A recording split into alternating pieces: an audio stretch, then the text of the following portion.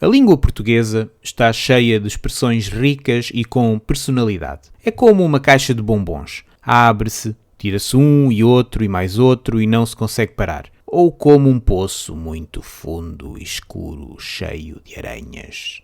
Bom, vamos esquecer esta parte. As comparações são estúpidas.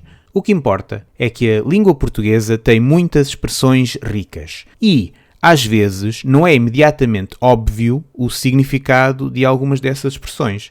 É por este e por muitos outros motivos que aprender português é um desafio interessante. Felizmente, há ajuda. Por exemplo, o meu curso. Este curso é bom para quem quiser aprender como funciona a língua portuguesa, com explicações claras das regras e muitos exemplos áudio.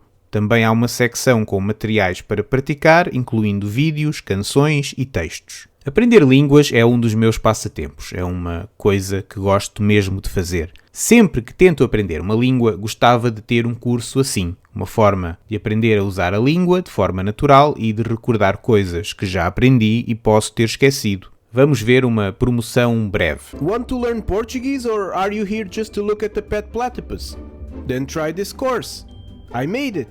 In it, I explain the basics of the language and also the really complicated things, like when to use the imperfect instead of the perfect, the difference between para and por, or the 700 different meanings of the verb ficar. I also included more things for you, like a section to improve your comprehension with text to read, audio to listen to, or videos to watch. Tired of courses that copy school textbooks, pretend they are Duolingo or are just overpriced ego trips for their authors? Give this one a go! It's full of clear and straight-to-the-point explanations of how the language works, with lots of audio examples. And every subscription gets a free Ronaldo bust. Join now! Por favor. Olá outra vez. Hoje vamos aprender uma das expressões portuguesas mais enigmáticas. É também suficientemente frequente para surpreender quem aprende. A expressão é esta. Ainda era como o outro. Não é preciso um nível de português muito elevado para perceber esta frase. As palavras são simples. Mas vejamos um exemplo desta expressão em contexto. Está a chover muito. Se só estivesse nublado como ontem, ainda era como o outro, mas assim não podemos ir à praia.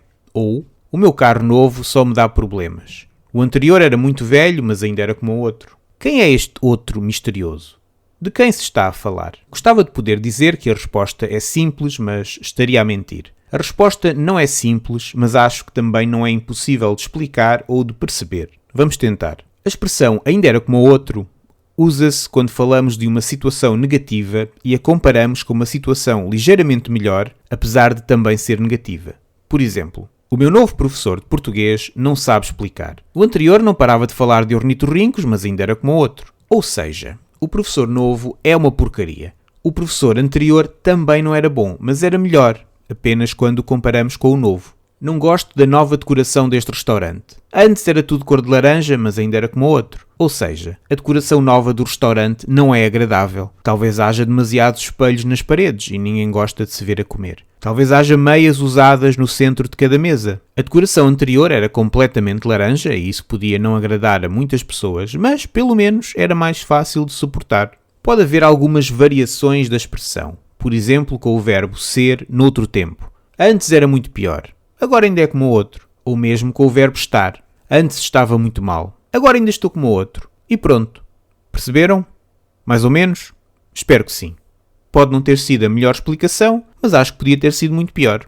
Ainda é como o outro.